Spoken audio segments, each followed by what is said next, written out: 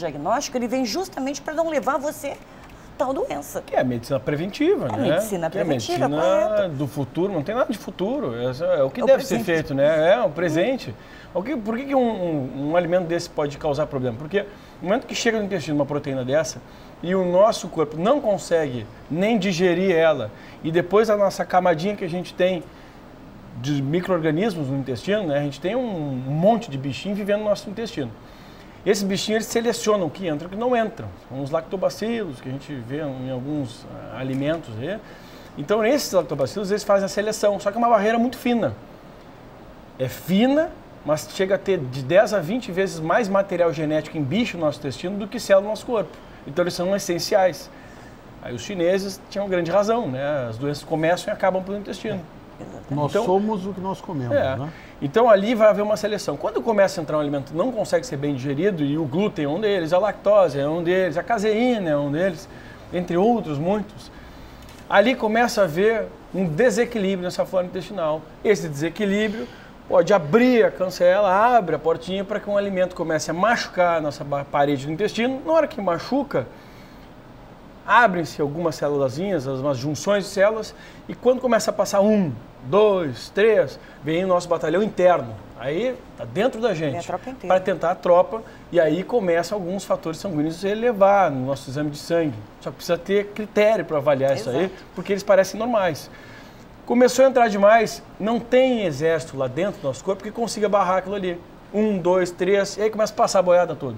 Quando começa a passar isso aí, na nossa corrente sanguínea, esses alimentos, eles, por ter uma similaridade, eles são muito semelhantes a proteínas. A proteína dele é semelhante à proteína de um órgão meu, por exemplo, do glúten, ele tem uma proteína que é parecida com uma proteína lá da nossa tireoide.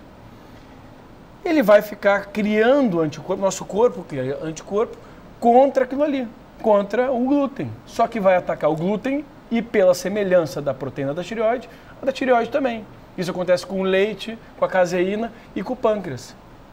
A pessoa no futuro desenvolve problema de tireoide. No futuro desenvolve problema, uma diabetes. E isso pode transcorrer por problemas menstruais, por problema para engravidar, dores de cabeça, câncer. Então todas as doenças podem ser despertadas por um alimento. Por isso que eu disse ali. Não é mais uma questão de, posso fazer, quem pode fazer? Não, é essencial, é uma necessidade, eu preciso saber, principalmente frente à quantidade de alimentos tóxicos que a gente tem hoje em dia e a mudança que eles sofreram, saber qual alimento eu posso ou não dar. Porque imagina uma criança até os seus 2 anos de idade, a gente deveria evitar os principais alimentos ruins. Vitor, nós vamos te cortar um pouquinho, tá? Nós vamos voltar a quem deveria fazer o exame, tá? E a importância de fazer os exames. Nós já retornamos.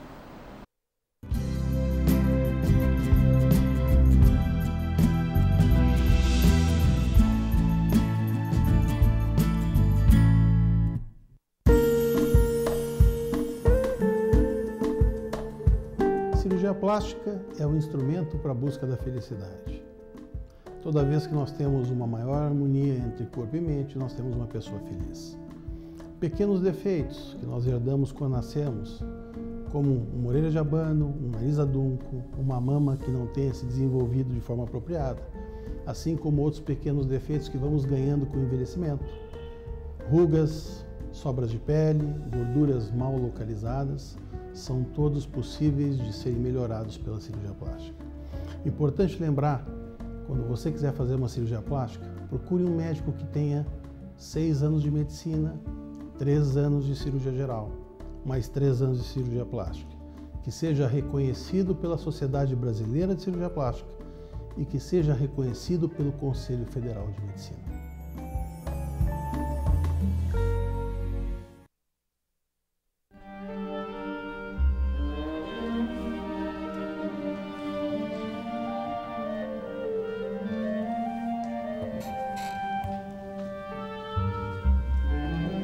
Vamos comprar doce. A gente tem que esperar o intervalo, filho. Sua família. Não está na hora de você se dedicar a ela? Da Igreja de Jesus Cristo dos Santos dos Últimos Dias. A As crianças do Lar Santo Antônio dos Excepcionais possuem inúmeras necessidades especiais.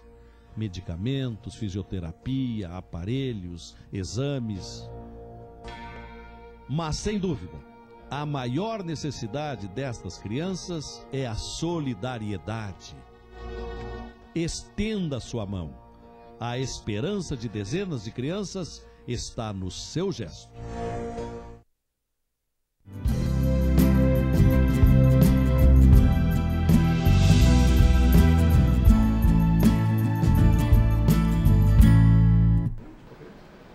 Então nós estamos voltando, né, com o programa. Hoje nós estamos com a Clarice, que tem especialização, mestrado, doutorado, pós-doutorado, né?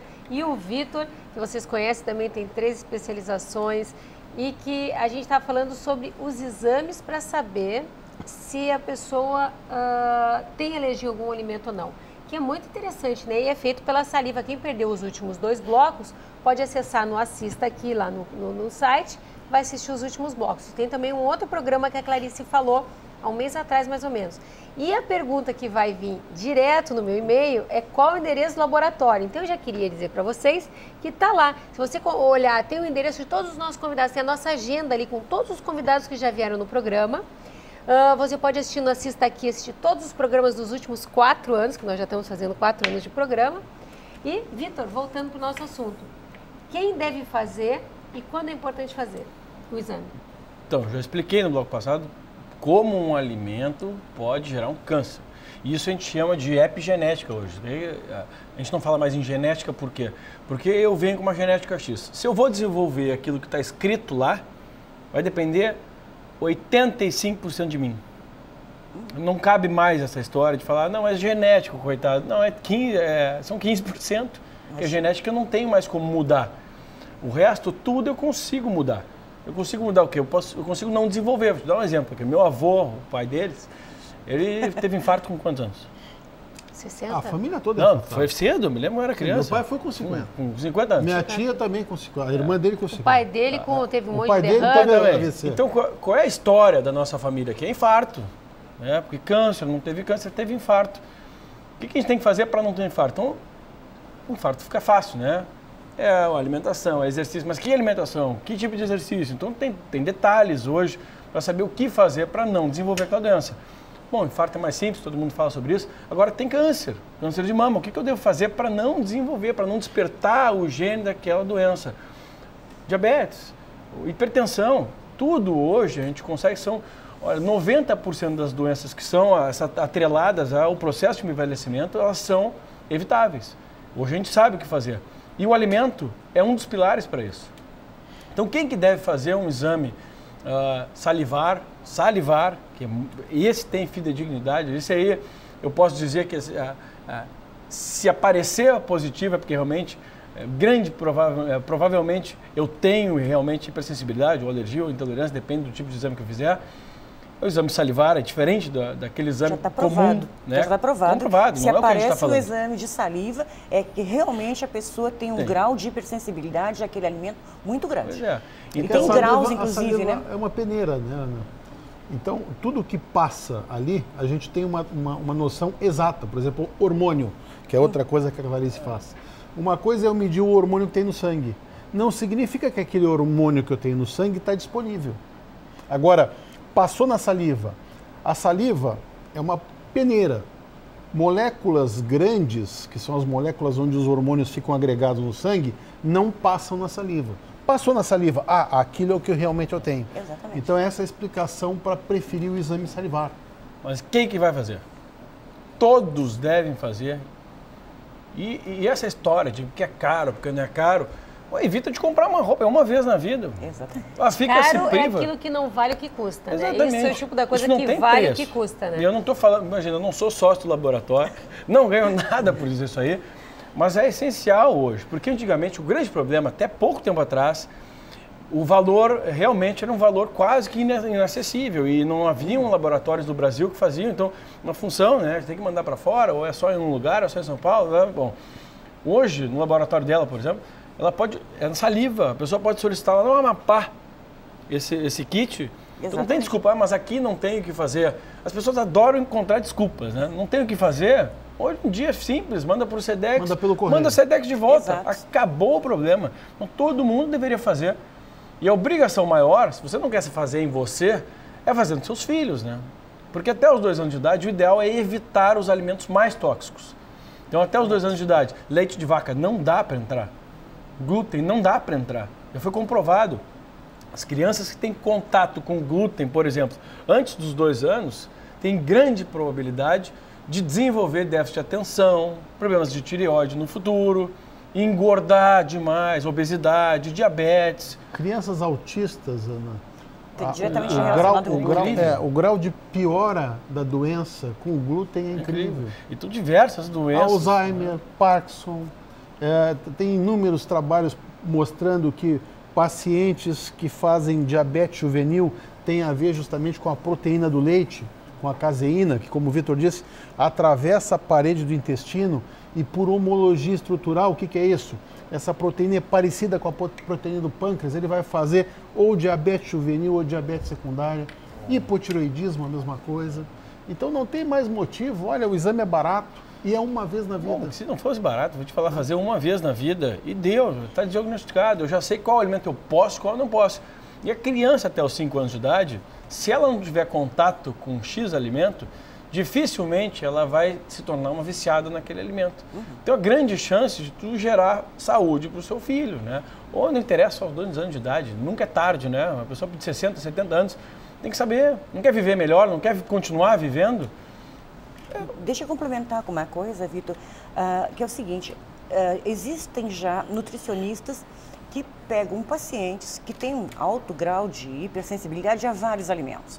E aí prescreve uma determinada dieta, né, restritiva ou de substituição de alimentos e acompanha o grau de desintoxicação dessas pessoas.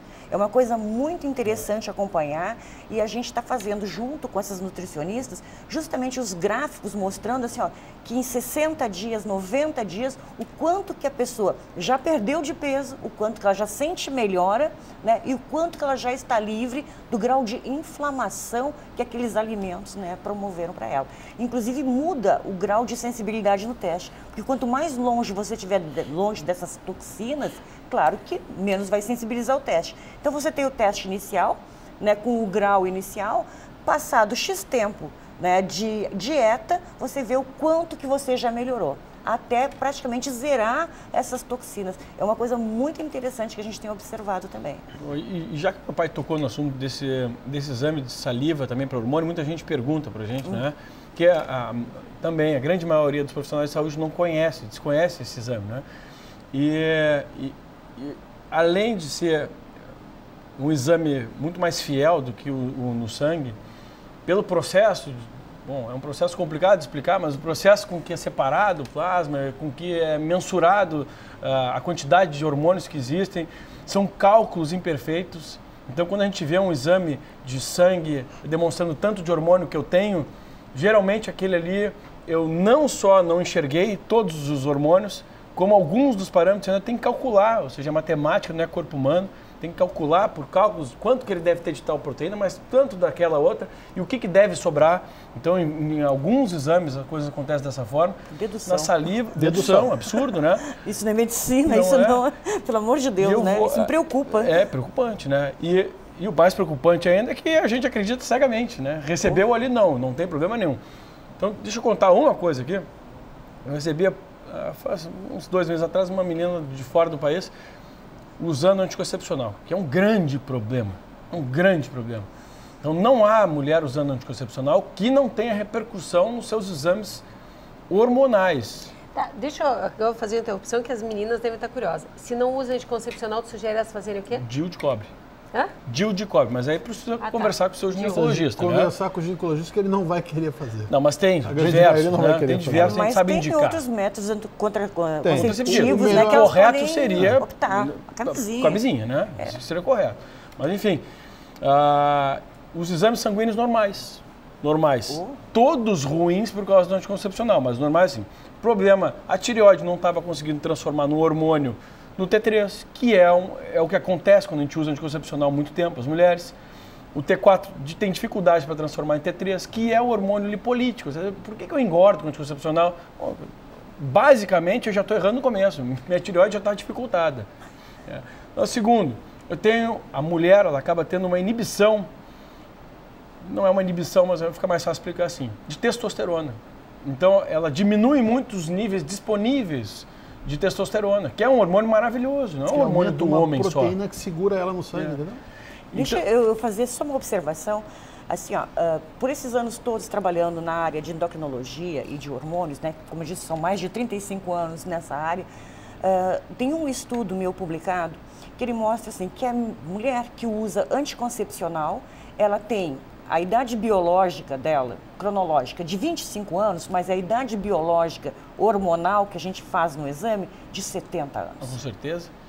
Porque tamanho é assim, o dano que causa ao organismo da mulher o uso do anticoncepcional. Isso é estudo, né? É estudo, publicado. Nós não estamos falando aqui de exatamente. achismo. Então, assim, ó, se você pegar o exame de uma mulher pós-menopáusica e comparar com uma menina que usa anticoncepcional, elas têm exames similares. É incrível. E aí, imagina o que é a vida, né, dessa moça, o que vai ser daqui para frente. É que ninguém solicita. Por quanto tempo, né? Ninguém solicita.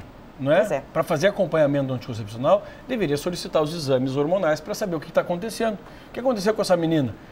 Exames sanguíneos normais, ruins, mas aquilo que a gente já espera. Testosterona baixa, dificuldade de perder peso, de criar massa muscular, a libido vai lá para o chão e entre outras coisas. Exame salivar. A estrona dela absurdamente elevada e é o estrogênio mais preocupante, mais proliferativo, é aquele que está atrelado aos cânceres de mama, de ovário, de útero. Absurdamente, você chegava 3 vezes o nível usando o anticoncepcional. Quer dizer, são todas as mulheres que ficam assim? Não, não são todas, obviamente não são todas. Depende do grau de sensibilidade e metabolismo, mas a grande maioria. Só que ninguém solicita. Não. E quando solicita, é um ou outro exame de sangue. Na saliva, eu falei para ela, para ontem, mas e agora o que eu vou fazer? Eu falei, olha, vai levar para o teu ginecologista, vai ter que explicar e vai mostrar para ele o que está acontecendo. Exato. E as pessoas não sabem. E por que está aumentando a quantidade de câncer de mama, Por que está acontecendo isso? Não é à toa, não é porque as pessoas estão vivendo mais. Eu tenho o leite, que aumenta também a incidência de câncer de mama. Aumenta o estrogênio, né? Aumenta o estrogênio. Então, eu tenho diversas coisas hoje que podem impactar. Mas, Vitor, deixa eu fazer um comentário, que assim, ó, é uma outra área, né, do nosso trabalho no laboratório, que a gente tem estudos que está desenvolvendo em atletas. Tu não